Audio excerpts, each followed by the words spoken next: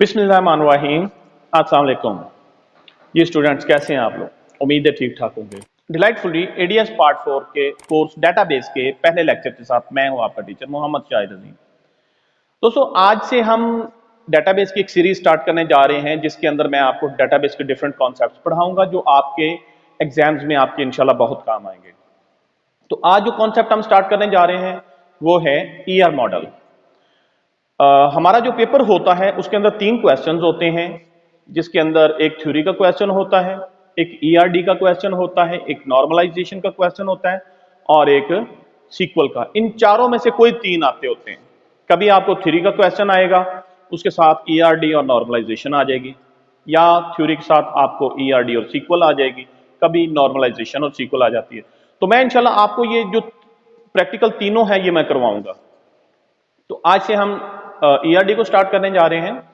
ER model basically एक तरीकेकार है जिसके जरिए हम किसी भी बिजनेस इन्वायरमेंट को मॉडल कर सकते हैं। इसके जरिए हम ये करते हैं कि हमने जब किसी इन्वायरमेंट की या किसी इंस्टीट्यूट की या किसी अदारे की डेटाबेस बनानी है तो हम ये चीज जज करते हैं कि उस अदारे के अंदर कितनी डेटा आइटम्स पाई जाती हैं, उनके अंदर कौन कौन से रिलेशनशिप्स हैं, क्या क्या एट्रीब्यूट्स हैं। ईआर मॉडल असल में मॉडलिंग तरीकाकार था जिससे हम अपने डेटाबेस का कंसेप्चुअल स्कीमा बनाते हैं। इसको एक साहब थे पीटर चैन, उन्होंने 1976 के अंदर प्रपोज किया था। ईआर मॉडल के अंदर हम 3 चीजें जज करते हैं। सबसे पहले एंटिटीज, दूसरे नंबर पे एट्रीब्यूट्स और तीसरे नंबर पे रिलेशनशिप्स।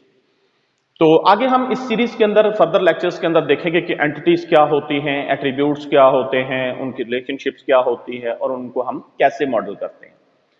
ईआर मॉडल को नोट करने के लिए, राइट करने के लिए या रिकॉर्ड करने के लिए हम एक डायग्राम बनाते हैं, उसे हम कहते हैं ईआर डायग्राम।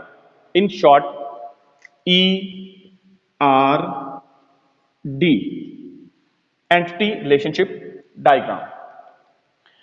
ईआर डायग्राम के अंदर हम उन्हीं 3 चीजों को जो हमने अभी डिस्कस की थी कि सबसे पहले हमने फाइंड आउट करनी होती है कि हमारे पास एंटिटीज कितनी है, दूसरे नंबर पे उनके एट्रीब्यूट्स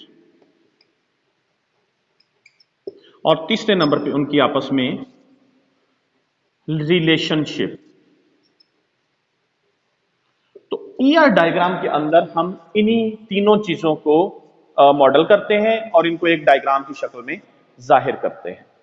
ईआर डायग्राम के अंदर इन तीनों चीजों को शो करने के लिए डिफरेंट सिंबल्स इस्तेमाल होती हैं। तो इस लेक्चर के अंदर हमने उन सिंबल्स का एक ओवरव्यू लेना है कि कौन सी सिंबल किस काम आती है।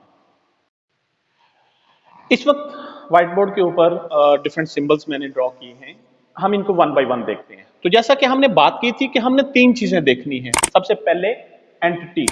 एंटिटी क्या होती है? एंटिटी का बेसिकल मतलब है चीज। किसी भी इन्वायरमेंट में पाई जाने वाली कोई भी चीज एक एंटिटी कहलाती है। तो जब हमने मतलब किसी अदारे का डेटाबेस बनानी होती है तो उसके लिए हम सबसे पहले उसके अंदर देखते हैं कि कौन कौन सी चीजें पाई जाती हैं जो हमारे सिस्टम में पार्टिसिपेट करती हैं।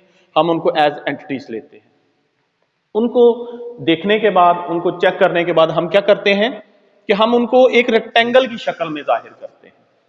एंटिटी एक रेक्टेंगल से जाहिर की जाती है और उसके अंदर उस एंटिटी का नाम कैपिटल लेटर्स में लिखा जाता है। मसलन एक एंटिटी हमारे पास हो सकती है टीचर। तो टीचर को हम कैसे जाहिर करते हैं? हमने एक रेक्टेंगल बनाई जिसके अंदर कैपिटल लेटर्स में टीचर लिखा। अब हमें पता चल गया कि जिस अदारे की हम ईआरडी बना रहे हैं, जिस अदारे की हम डेटाबेस बनाने जा रहे हैं, उसके अंदर कोई एक चीज है टीचर, जिसका कुछ डाटा है जो हमने अपनी डेटाबेस के अंदर स्टोर करना है। एंटिटी की 2 टाइप्स होती हैं, स्ट्रॉन्ग एंटिटी और वीक एंटिटी। स्ट्रॉन्ग एंटिटी को तो हम नॉर्मल रेक्टेंगल से जाहिर करते हैं, लेकिन वीक एंटिटी को हम डबल रेक्टेंगल से जाहिर करते हैं। इसको हम नेक्स्ट वीडियो के अंदर देखेंगे। उसके बाद दूसरी चीज है हमारे पास एट्रीब्यूट। एट्रीब्यूट्स क्या होते हैं?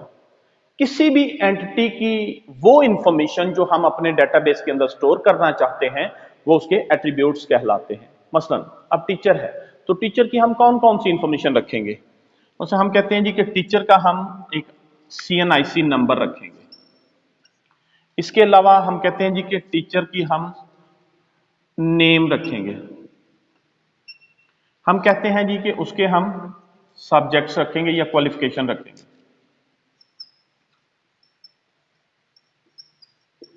तो ये कुछ इंफॉर्मेशन है जो एक टीचर के मुतालिक मैं स्टोर करना चाह रहा हूं। अब जो नॉर्मल एट्रीब्यूट्स होते हैं उनको तो हम सिंपल ओवल शेप से जाहिर करते हैं, लेकिन कुछ होते हैं मल्टी वैल्यूड एट्रीब्यूट्स, मसलन एक टीचर के मल्टीपल सब्जेक्ट्स हो सकते हैं, तो उसको हम डबल ओवल से जाहिर करते हैं। इस कॉन्सेप्ट को भी हम आगे जाके मजीद डिटेल से एक्सप्लोर करेंगे। उसके बाद जो तीसरी चीज है हमारे पास वो है रिलेशनशिप। रिलेशनशिप क्या होता है? दो एंटिटीज के बीच में ताल्लुक। अगर एक एनवायरनमेंट के अंदर दो एंटिटीज पाई जाती हैं तो डेफिनेटली उनके बीच में कोई ना कोई ताल्लुक है, उस ताल्लुक को हम रिलेशनशिप कहते हैं। तो हमने क्या करना है कि जितनी भी एंटिटीज हैं उनके बीच में ताल्लुक को फाइंड करना है और उसको भी हमने जाहिर करना है, उसको हम डायमंड शेप से जाहिर करते हैं। तो दोस्तों ये थी कुछ जरूरी सिंबल्स जो हम अपनी ईआरडी के अंदर इस्तेमाल करते हैं। इसके अलावा भी सिंबल्स हैं वो हम आगे आगे देखते जाएंगे, लेकिन ये 3 बेसिक सिंबल्स थी जिनको हमने अपने आगे आने वाले लेक्चर्स के अंदर इस्तेमाल कर। जी दोस्तों, तो कैसा लगा आपको ये लेक्चर? उम्मीद है पसंद आया होगा। अगर आपको ये लेक्चर अच्छा लगा तो काइंडली इसको अपने दोस्तों के साथ शेयर कीजिए, हमारा चैनल सब्सक्राइब कीजिए और वीडियो को लाजमी लाइक कीजिएगा, ताकि उससे हमें ये पता चलेगा कि आप इस वीडियो के साथ कितना इन्वॉल्व हो रहे हैं, ताकि हमें भी कर्ज मिले कि हम आपके लिए मजीद अच्छा काम कर सकें। तो उम्मीद करता हूं कि इंशाल्लाह आप इस वीडियो के ऊपर मुझे अच्छा रिस्पॉन्स देंगे। जल्दी मिलते हैं इंशाल्लाह नेक्स्ट लेक्चर के साथ। तब तक के लिए अल्लाह हाफ़िज़।